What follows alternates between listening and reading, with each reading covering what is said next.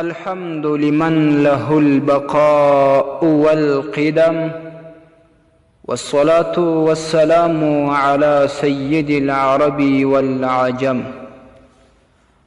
قدرمند و محترمین ورونو، ډیر ورونه هغه پوښتنه کوي چې د اختر د لمانځه طریقه او نیت ښه واضح راته وښیاست. محترمین ورونو، د اختر د لمانځه نیت داسې دی چې فقهای کرامو فرمایلي دي چې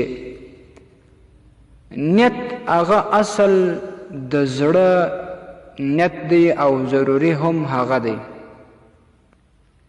چې کم انسان د کم لمانځه دپاره په زړه کې اراده ولري، هغه د زړه اراده د زړه نیت معتبر دی، خو په خوله باندې مستحب دی د دې دپاره چې د زړه حضور ورباندې برابر شي. پر ژبه باندې چې کم الفاظ وایي هغه داسې دي، ښه په غور باندې ورته غوږ ونیسئ. نیت کوم د اختر د لمانځه په 6 تکبیره واجب په دې حاضر وخت د ساعت مخ مې دی په لوري د کعبې شریفې اقتدا مې ده په دې حاضر امام پسې. د دغه وروسته به تکبیر تحریمه ووایي چې الله اکبر، لاسونه به تر نامه لاندې ونیسي. سبحانه به ټول ووایي. د هغه وروسته به 3 تکبیرونه ویل کیږي. امام به په زوره دغه تکبیرونه وایي، مقتدیان به یې په کښته اواز باندې وایي. د هر تکبیر سره به بټې ګوتې د غوږو د نرمیو سره مښلوي، بیا به لاسونه بیرته ایله کوي. خو د هر 2 تکبیرونو په منځ کې به دومره سکوت کوي چې 3 تسبیحات ویل کیږي، لکه 3 واره چې څوک سبحان ربی العظیم وایي، دومره سکوت به د 2 تکبیرونو په منځ کې کوي چې لاسونه ایله کړي وي. د هغه وروسته به بیا امام سورة الفاتحه الحمدلله وایي او قرأت به وایي، مقتدیان به چوپه خوله وي. د هغه بعد به بیا تکبیر وایي، رکوع ته به ځي. نو چې کله رکوع ته ولاړی بیا راپورته کیږي، بیا 2 سجدې کوي. دا رکعت به پوره سي، بیا به 2یم رکعت ته امام راپورته سي. مقتدیان به هم راپورته سي. چې کله 2یم رکعت ته ودرېده نو بیا به مقتدیان چوپ وي، لاسونه به یې تر نامه لاندې نیولي وي. امام به الحمدلله او قرأت وایي.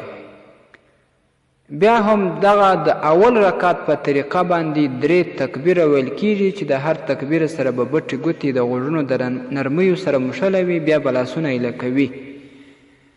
چې کله 4م تکبیر ووایي، د هغه وروسته به بیا رکوع ته ولاړ سي، بیا به سجدې کوي، د هغه وروسته به سلام ګرځوي.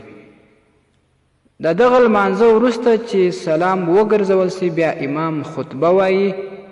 مقتدیان به ټول حاضر ناست وي، یو به هم نه ځي، دغه خطبه به اوري. د هغه وروسته به بیا دعا کیږي، هر یو بیا چې خوښه یې خپل کور ته تللی شي. الهدایه جلد اول صفحه 90، الفتاوى الهندیه جلد اول صفحه 151. والسلام علیکم ورحمة الله وبرکاته. الحمد لمن له البقاء والقدم والصلاة والسلام على سيد العرب والعجم. قدرمند و محترمین ورونو، ډیر ورونه هغه پوښتنه کوي چې د اختر د لمانځه طریقه او نیت ښه واضح راته وښیاست. محترمین ورونو، د اختر د لمانځه نیت داسې دی چې فقهای کرامو فرمایلي دي چې نیت هغه اصل د زړه نیت دی او ضروري هم هغه دی چې کم انسان د کم لمانځه دپاره په زړه کې اراده ولري هغه د زړه اراده د زړه نیت معتبر دی خو په خوله باندې مستحب دی د دې دپاره چې د زړه حضور ورباندې برابر شي پر ژبه باندې چې کم الفاظ وایي هغه داسې دي ښه په غور باندې ورته غوږ ونیسئ نیت کوم د اختر د لمانځه په 6 تکبیره واجب په دې حاضر وخت د ساعت مخ مې دی په لوري د کعبې شریفې اقتدا مې ده په دې حاضر امام پسې د دغه وروسته به تکبیر تحریمه ووایي چې الله اکبر لاسونه به تر نامه لاندې ونیسي سبحانه به ټول ووایي د هغه وروسته به 3 تکبیرونه ویل کیږي امام به په زوره دغه تکبیرونه وایي مقتدیان به